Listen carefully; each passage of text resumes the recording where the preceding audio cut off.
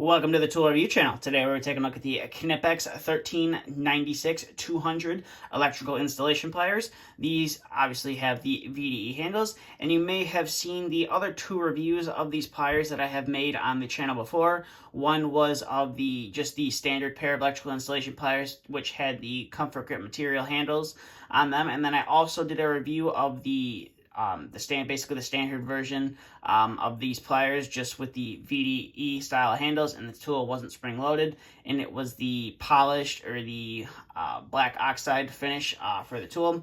But this tool, as you can see, it is chrome plated and it is also spring loaded as well. So to start off the video here, we're going to take a look at the handles. So as you can see right here, you have your model number right there, and then you have the capacity that this tool can cut through. So it can cut up to 15 mil, or it can cut as low as 15 millimeter all the way up to 50 millimeter square, and then it can cut copper and aluminum as well.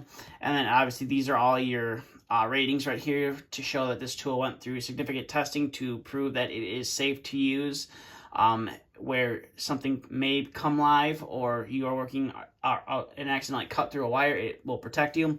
And then you can see right here you have the Made in Germany stamped on the tool as well. And this little 20 right here is to indicate when the tool was produced. So this tool is now, I believe, almost 3 years old at this point. It was made in 20, and we're in the middle part of 2022 right now.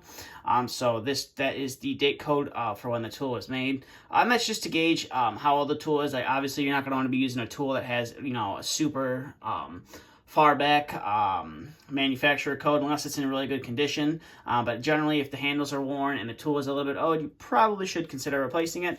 But I do digress.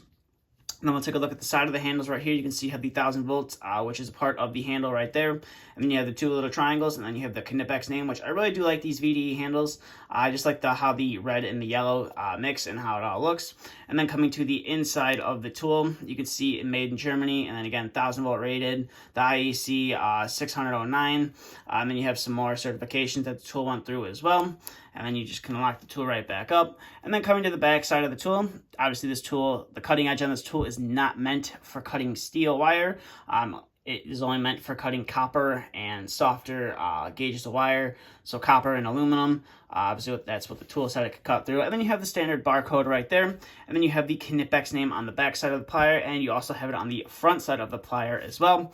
Coming up to the pliers now, this is your little locking feature right there. And then you have a little Torx bit or a Torx screw right here. Now, when you receive these pliers, if this tool is super tight and doesn't really want to open, I believe it is a T20 or a T25. All you have to do is just get a little ratchet with a little T25 or T20 bit and put it in there and just loosen up the screw a little bit, and it'll loosen up the tension on the spring, and the tool will want to spring open a lot more than if it's super tight. And then you come into here, you can see you got your cutting edge right there. It's more of a shear style instead of the pinching style like you see on diagonal cutters and lineman's pliers. So this will give you a little bit of a better cut on the when you're cutting through material. And then coming to here, you can see you have the different sizes of wire that the tool can strip. Obviously, this is the European version of the tool.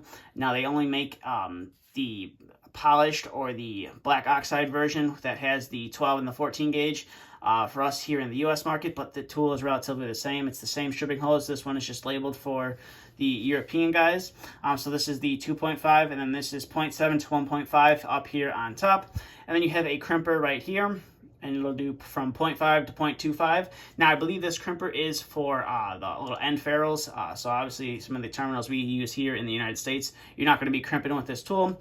And then you have some of the teeth cut out in a circular pattern right there, and that is for gripping. If you have a piece of pipe, a screw, or whatever you need to grip on, those will lock around it and give you a little bit better of a grip.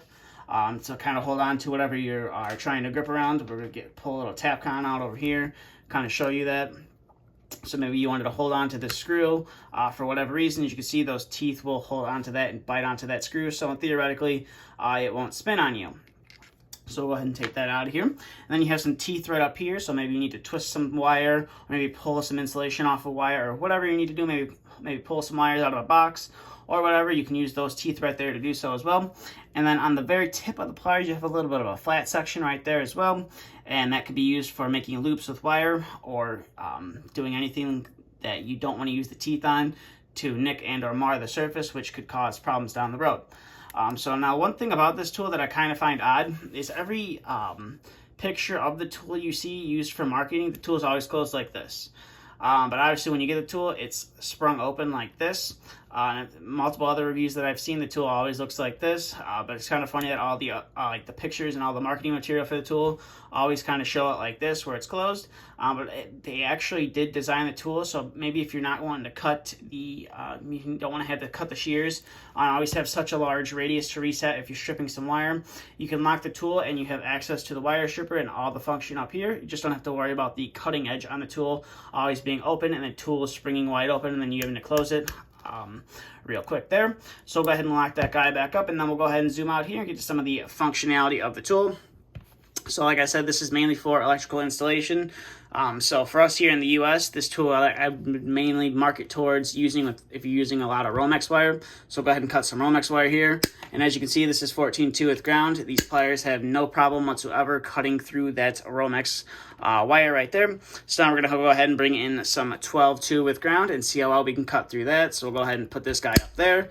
And as you can see right there, we were able to cut through that, no problems whatsoever. Obviously, with it being 12 gauge, you're going to have to use a lot more force than if you were using the 14 gauge or if you're working with a lot of 14 gauge. So now we're just going to bring in some 14 gauge solid wire right here. And we're going to see how well the tool can strip that. So we'll go ahead and lock that back up and we will use the function like we are supposed to. And as you can see right there, it works fairly great. I did kind of nick the surface right there, so we'll go ahead and try that one more time. Maybe I just don't got to clamp down as hard onto the wire. But as you can see, definitely a lot easier to do when the tool is not sprung open rather than having to always readjust. But overall, it is definitely a nice, definitely does produce a nice strip on the wire. So we'll go ahead and set that 14 gauge wire off to the side, and we will bring in our 12 gauge solid wire and do the same thing we just did with the 14 gauge wire. It does a nice job at cutting the insulation, and you obviously can pull off that insulation no problem. And then like I said, you can use that little flat spot on top. Maybe you're hooking up an outlet or a switch and you just want to make a little loop with that wire. That little tip on the top, the little flat spot on the top allows you to make a nice little loop with the wire, and then if you do need to cut it, you just open up your pliers, back up again, and boom, cut that wire off, no problem whatsoever. So overall, these are definitely a nice little pair of pliers from Knipex. I've pretty much reviewed every variation of this plier at this point. Now the spring-loaded, you can only get them in the chrome plating. So if you are looking to pick up the tool with the spring, it's going to come with the chrome plating on there. I believe that is the same for the comfort grip handles or the multi-component handles, the red and the blue handles. It only comes in chrome plated. But if you don't want, you're not really interested in the spring loaded, or you just don't want the chrome plated because it does cost a little bit more than the standard versions, you could just pick up the standard versions as well of the tool. You can get the standard version, or it's just the VDE handles, which I previously reviewed, like I said at the beginning of the video, both models. So if you are interested in those, you can go ahead and check those videos out. Now, one thing to note about the chrome plated tools is that they sharpen the cutting edges on the tools before they chrome plate it for obvious reasons. So some people do seem to think that the chrome plating does kind of dull the blade, but not really dull the blade. It still functions, but it doesn't function as well as just a non-chrome plated tool. So that's one thing to note. That's just what some people think. I honestly can't really tell the difference when using a chrome plated tool versus a polished tool or a black oxide tool. It's just all in your preference. But anyways, that's all I have for this video. So if you have any questions, comments, concerns, please feel free to leave them down in the comment section below. And if you want to see more content like this, please consider hitting that subscribe button. And if you did enjoy today's video, please consider hitting that thumbs up. But that's all I have for this video. Thank you for watching, and stay tuned for the next video to be uploaded.